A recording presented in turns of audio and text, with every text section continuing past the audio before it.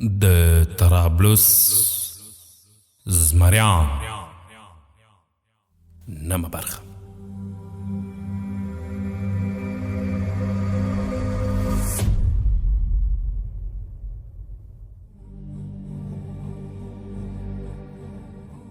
د ایمان، جهاد او حریت داستان.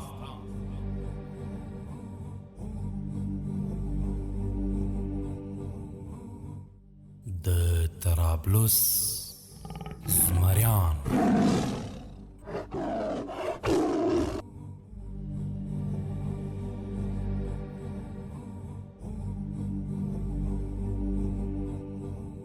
د حق، عزت او ازادۍ جګړه.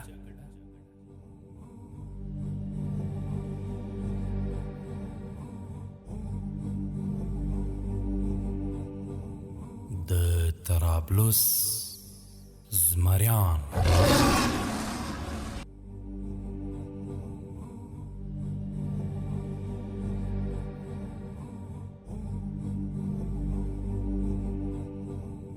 د وطن، ایمان او تاریخ زمریان.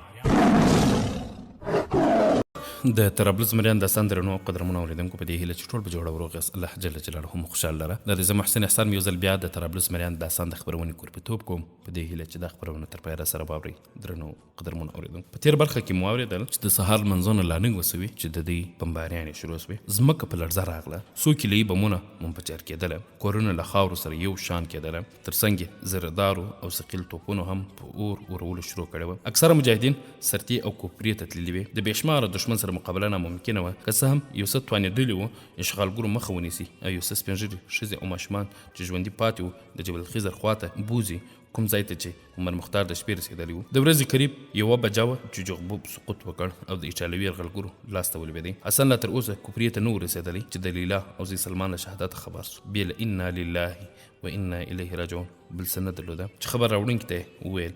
لیکن په سترګو کې د اوښکو 2 غټ څاڅکي وځلېدل او په تیزو قدمونو رهي سو، ځکه هدف یې کوپرا وه. ډېر کم مجاهدین ورسره ملګري وو، ولې هېڅ تشویش یې زړه ته لاره نه درلوده، ځکه پوهېدله چې دا د دوی اخرنۍ جګړه ده، یا به اخري ضربه په دښمن وارده کړي او یا به شهیدان کېږي.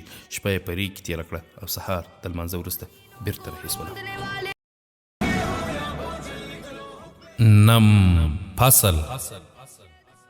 خبرونې درنو او قدرمنو اوریدونکو، د 1901 میلادي کال د دسمبر میاشت وه. یو خوشبو او د بیابان ریګونو یو سخت حالت په مجاهدینو راوستی وو، ولې بیا هم مجاهدینو ورونه نه بلول د دې لپاره چې د دښمن ورڅخه بد نسي. حسن خپلې مېرمنې او زوی ته د مغفرت دعا وکړه او د لوی خدای په دربار کې شکر ادا کړ چې توانېدلی دی د حق په لاره کې د خپل وطن د ازادۍ لپاره نورې قرباني تقدیم کړي. په ډېر سرعت کوپرې ته روان سو، ولې کوپره ډېره لرې وه. وروسته له 100 ساعته لار وهلو څخه د لرې یو ګرد او د آس د پښو غږ ویلې چې یو آس سپور چې سر یې هم په آس ایښی او شاید زخمی وي د دوی په طرف را روان و. د رارسېدلو سره سم چې کله یې له آس څخه کښته کړ بېهوشه سو. حسن یو څه اوبه پر مخ ور وپشلې او لاسونه او پښې ورته کښېږدلې. یوه شېبه وروسته په هوښ راغی او په تعجب اغېز ډول یې دوی ته وکتل. پوښتل تاسو چېرې ځئ؟ اواز یې خفیف. حسن ورته ویل کوپرې ته. کوپره؟ په غمجن اواز یې وویل څه پاتې دي کوپرې؟ نوره تباه سوې ده، تاسو هلته څه کوئ؟ حسن په وارخطا لهجه ترې وپوښتل څه شي؟ تا له کوپرې څخه تشریف راوړی دی؟ آیا په هوښ کې یې؟ زخمي مجاهد ځواب ورکړ هوښ له کومه، ځکه چې آس په کوپره کې بېله د شهیدانو د جسدونو د ورانو کورونو له شهید شوو مساجدو سوځولو سوي کتابخانو او د قرآن مجید د سوځلو پاڼو څخه ما سوه بل شی نه دی پاته. حسن او مجاهدین یې په وازو خولو او اوښلونو سترګو دغه غم انګیزه داستان ته غوږ نیولی و. تېر ورځ پر ناببره توګه د پاپ د یرغلګرو زامنو الوتکو په ډېره وحشیانه توګه په کوپره بمبار شروع کړ چې د سترګو په رپ کې کوپره له خاورو سره برابره کړه. زردار ټانګونو او درون توپونو هم مرمۍ ورولې. پل یرغلګر له هر څه مخکې سپین ږیري ښځې او ماشومان تر تیغ تېر کړل، ځکه دغه کسان ترهګر وو او بې وسلې او دوی یرغلګر بیا د ځان څخه د دفاع حق لري. څو نفره مجاهدین تر اخري مرمۍ او اخري سلګۍ پورې وجنګېدله. ایټالوي څېړونکو وحشانو په قهقهه خندا سره د شیطانانو په ډول رقصېده او زه ژوبل وم. هغه زه مړ شمېرلی وم او کله چې په هوښ راغلم تیارې هر ځای نیولي و. د پاپ زامنو خپله دغه د ماشومانو ښځو او سپنجور وژل او د کورونو او مقدسو مګونو رانول خپل جشن ونیوي او د بندي ماشومانو او ښځو نارې له لرې اورېدل کېدې او د ډبرې زړه یې لا ویلې کوي. د خدای په دربار کې مې وژړل چې ولې نه سوم شهید، اوس چې دغه وحشانه منظره وینم بالاخره په ښویېدلو د شهیدانو له منځه راووتم او دغه آس په لاس راغی تاسو راورسم. حسن چې اوښکې جاري وې او ګریوان یې لوند او خبره نه درلوده، هغه د خپل جهاد په اوږدو کې دا لومړی ځل و چې سکوت یې وژړل او ورته مخکې تګ مجال و. حسن احساس کړه چې په لومړي ځل په شاتګ کوي او ناکامه ګرځي. خپل تر لاس لاندې مجاهدینو ته امر وکړ چې خپل مخ د جبل خضر طرف ته وګرځوي. فصل خبرونه درنو او قدرمن اوریدونکو، د غرونو زمری غیرتمن او بیا کلن عمر مختار اوس هم په غرونو کې محاصره و او اکثره مجاهدین چې ښارونو ته د عملیات لپاره تلل بیرته نه راګرځېدل او د حق په لار کې شهیدان کېدل. ډېر لږ شمېر مجاهدین د عمر مختار سره پاتې وو. له هر طرف څخه د تباهۍ او بربادۍ خبرونه ورته رسېدل او د پاپ زامنو د اسلام قسم خوړلو دښمنانو صلیبیانو په جبل خضر باندې ورځ له ورځې فشار زیاتوي، ځکه پوهېدله چې تر څو د غرونو زمری مختار ژوندی وي دغه جنګ به پای ته نه رسېږي. مجاهدینو هر ورځ له یوې تپې څخه بلې ته تلل او شپې یې هم د غرونو په څوکو تېرولې تر څو د 1921 میلادي کال د سپتمبر په 11 سهار راورسېدی. مجاهدین چې شمېر یې 22 نفره وو، لمونځ یې د خپل مؤمن او مجاهد رهبر په امامت ادا کړ. وسلو ذخیرې یې هم پوره ډول د منځه تللې وې او خلاص سوي وې، نو ځکه په ډېر احتیاط یې پر مخ تللو ته ادامه ورکړه او ځان یې د یوه شنه غره لمنې ته ورسوه. د هغوی په ډېر احتیاط د غره سر ته په ختلو شروع وکړه تر څو ترصدي وکړي، خو 16 متره پورته نه و تللي چې د څلورو اطراف ورباندې د مرمیو باران شروع شو. دوی هم ډېر ژر موضوعګیري وکړه او مقابله یې شروع کړه. ولې پیدا نه درلوده، ځکه دښمن د غره حکیم نقاط ترلاسه کړي وو. د مجاهدینو د الله اکبر کفر لړزونکي نارې د غره په سر شورش راوست، یو بل خدای سره یو ځای کېدل. حسن او زبیر په سرعت سره خپل ځانونه خپل مؤمن او مجاهد رهبر ته ورسول چې یو ناڅاپه د دښمن د یوې مرمۍ مجاهد رهبر د آس په پښه ولګېده او آس په څنګ ولوېدی. عمر مختار برېښنا ډوله و ورڅخه وغورځېدی او د یوې ډبرې شاته یې پروت وکړ. حسن او زبیر هم پروت وکړ. هرې مرمۍ یو کافر دوزخ ته استوي. حسن او زبیر ډېر زیات کوشش وکړ چې خپل رهبر ته نږدې سي، چې په همدې وخت یې یوه مرمۍ د عمر مختار پر راسته لاس ولګېده. ټوپک یې له لاسه ولوېدی.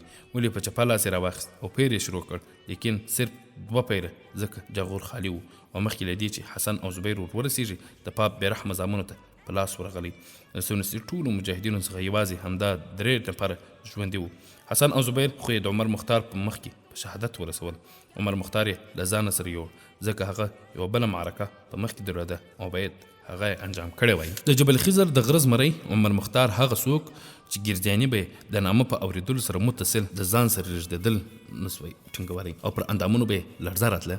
نن ورځ لاس او پښې تړلي د ده په مقابل کې ولاړو او له دې سره ګرځیاني د خندا او خوښۍ اظهار نس کولی، ځکه جرأت یې نه درلودی د عمر مختار په مقابل کې خوشي وکړي. وینې په بازو وچه سوې وه او مبارک مخ یې په دوړو لړلی و. سره له دې چې لاس او پښې تړلي وو، مګر بیا هم یو مجاهد په صحرا کې هماغه هیبت او جلال په سترګو کې، هماغه د ایمان نور او افتخار غاړه هماغه ډول اوچته د ګرځیاني د عقابي سترګو د لیدلو توان نه درلودی. څو شېبې وروسته ګرځیاني په ادب او رسم تعظیم چې په عسکري مراسمو کې رواج لري د عمر مختار په مخ کې په سلامۍ ودرېدی. په رژدېدلي او قرار اواز یې ورته وویل: ښاغلی عمر مختار، بېشکه ته د هغه زړور او غیرتي دښمنانو له ډلې څخه له همدې جهته زه تا ته په فوقالعاده احترام قایل یم.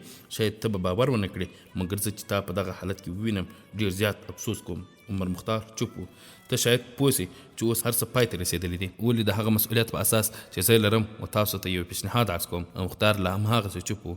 که ته وعده وکړې وروسته له دې به ارام ژوند کوې او د ایټالیا نظامي حاکمیت په رسمیت پېژنې، نه یوازې دا چې تا به آزاد کړو بلکې معاش به درته وټاکو او ستا له ضرورت څخه به هم زیات. عمر مختار صحرا د ډېر قهر له امله سره وګرځېدله او ناره یې کړه: ګرځیاني، همدا اوس دې ماته د یوې غیرتي او زړور دښمن خطاب وکړ او له ما څخه دې قدرداني وکړه، لاکن کوم وړاندیز چې دې اوس راته وکړ لوی ترین توهین دی چې په خپل ټول عمر کې مو واورېدی او هغه ستا په شان د یو بوزدل او بیرودونکي شخص څخه. ته فکر کوې عمر مختار ماته خوړلې؟ نه خیر جنراله، عمر مختار ته یوه نفر نوم نه دی، دا د طرابلس د مسلمانانو د ازادۍ د روح نوم دی چې ته او ستا په څېر به یې هېڅکله ماتې سره نه کړي مخ. ته د مال او زور په تمه غواړې ما غلام کړې، خو زما د کعبې په رب قسم که ته د ایټالیا ټوله شتمني زما په پښو کې انبار کړې، زه به دا سودا ونه کړم. ما د خپل خدای او د هغه د پیغمبر صلی الله علیه وسلم سره وعده کړې ده چې تر اخرنۍ سلګۍ پورې به د دین وطن او قوم لپاره جهاد کوم. زه په خپله همهغه وعده ولاړ یم. ته کولی سي عمر مختار اعدام کړې، ولې د ایمان او ازادۍ جذبه یې نشي وړلی. ګرزیاني دغه پیشنهاد د دې ډېرو نځوانه او کسیب و. ګرزیاني صحرا له درد توره ګرځېدلې وه. تا به ویل دغه د پاپ زوی یو اوس د دوزخ راایستلی او غواړي کافرانو ته انجام څرګند کړي. په تلوار یې قلم د کاغذ پر مخ کشوي. ګرزیاني دغه امر خپل مادون ته وسپاري چې عمر مختار دې په څلور لارې کې اعدام سي او د اعدام په وخت کې دې ټول بندیان ورته حاضر سي تر څو د خپل رهبر اخرنی انجام په سترګو وویني چې څنګه و. د 1921 میلادي کال د سپتمبر په 14مه چې د عمر مختار په هغه در باندې چې دته له مخکې تهیه شوو د زرګونو سونیسي اوښکو په وړاندې په داسې حال کې د خپل خالق سره یو ځای سو چې د اشهد ان لا اله الا الله و اشهد ان محمدا عبده ورسوله مبارکه کلمه په ژبه جاری وه. پیروانو یې د الله اکبر په نعرو فضا ولړزوله. عمر مختار اعدام سو، لیکن کوم څراغ چې بل کړی و خاموش نسو. د پاپ زامن صلیبي ایټالوي یرغلګر وروسته تر دوهم جنګ عمومي د طرابلس خاوره پرېښودل او د 1951 د ملګرو ملتونو شیطانو ملتونو د طرابلس هیواد په رسمیت وپېژندی او نوم یې ورته لیبیا کښېښود. د اولین حکمران یې سید ادریس تعین سو، لیکن 1990 کې د یوې نظامي کودتا په اثر شاهي نظام ړنګ او پر ځای جمهوري نظام راغی او طرابلس په جمهوري لیبیا یاد سو. لیکن په هر صورت دغه مرکه عمر مختار پای ته رسولې وه. انا لله و انا الیه راجعون. د طرابلس مریان د داستان درنو او قدرمنو اوریدونکو، د کوم کتاب څخه چې موږ دغه خپرونه پر مخ وړل د هغه کتاب پای ته ورسید. دا چې د کتاب لیکوال د کتاب په لیکلو کې بې انتها زیاتې ډېرې غلطیانې کړې وې، بیا مو هم کوشش وکړ تر څو هغه غلطیانې اصلاح او له تاسو سره شریک کړو. خو بیا هم په راتلونکي خپرونې کې به د عمر مختار رحمه الله پر ژوند د خپلو معلوماتو پر اساس څه ناڅه رڼا واچوو. د نن ورځې خپرونه په همدې ځای پای ته ورسېده. در بیا چې تاسو په درانه حضور کې راحاضرېږو، تاسو ټول په لوی الله جل جلاله سپارو. السلام علیکم ورحمة الله وبرکاته.